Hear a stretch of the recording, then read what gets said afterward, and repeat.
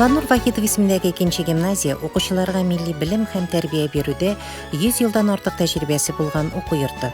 Гимназияның материаль техник базасы бай, тулысынча кадрлар белән тәэмин ителгән, 1000гә якын укучы белем ала. Гимназия тарихына күз салыйк.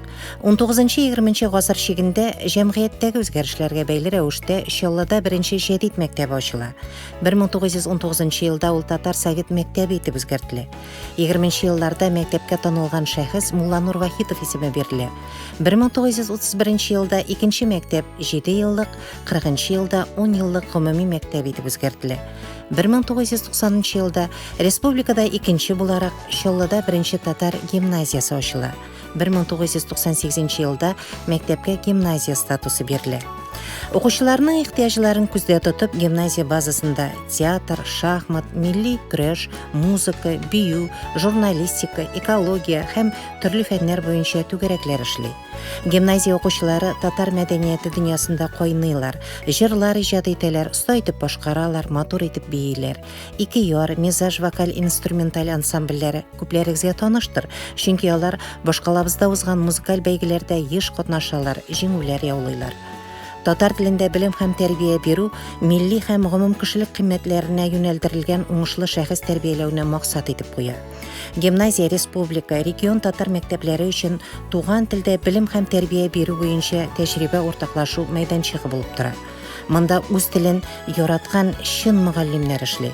Гимназия укытучылары тарафыннан татар мәктәбенә 110 ел китабы, татар әдәбиятыннан дәрестән тыш эшчәнлек, башлангыч мәктәптә технология дәресе исемле татар мәктәпләре өчен методик кулланмалар, билингваль һәм белем бирү шартларында уку асбапларының тоткан урыны һәм әһәмияте исемле республика күләм семинар материаллары җыентыгы, егетләрнең асыллары көрәшеп билнығыта бергәләп укыйбыз җыентыклары эшләнде.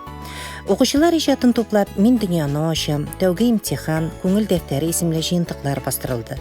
Гимназия укытучыларының тырышлыгы белән укучылар татар теле буенча республика күләм һәм халыкара олимпиадаларда Ак калфаклы татар кызы, Сабан түгүзәле, татар малае, татар кызы интеллектуаль бәйгеләрендә җиңү яулыйлар. Милли рухлы шәхес тәрбияләүдә театрның роле зур. Аяз Гыйләҗев исемендәге Яр Чаллы драма театры белән уртак проект Тылсым театр студиясе эшләп килә.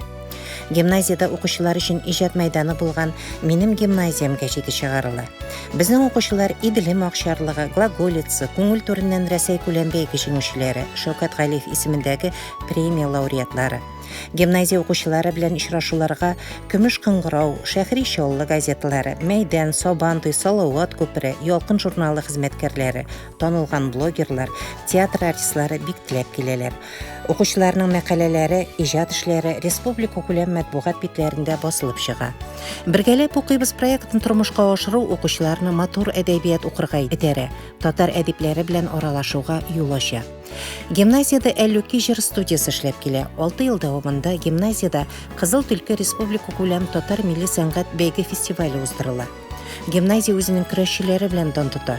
Безнең егетләр Татарстан Республикасы беренче президенты кубогы бәйгеләрендә, көрәш буенча Татарстан һәм Россия беренчелегендә җиңү яулыйлар.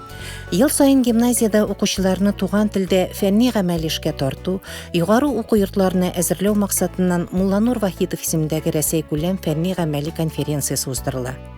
Мулланур Вахитов исемендәге икенче гимназияда һәр укытучы укучылар өчен әхлаклылык һәм гражданлык үрнәге булып тора. Укытучыларның, остазларның потенциалы бүгенге көн заман таләпләренә җавап бирә. Шуңа күрә гимназияда укучылар теләп белем алалар.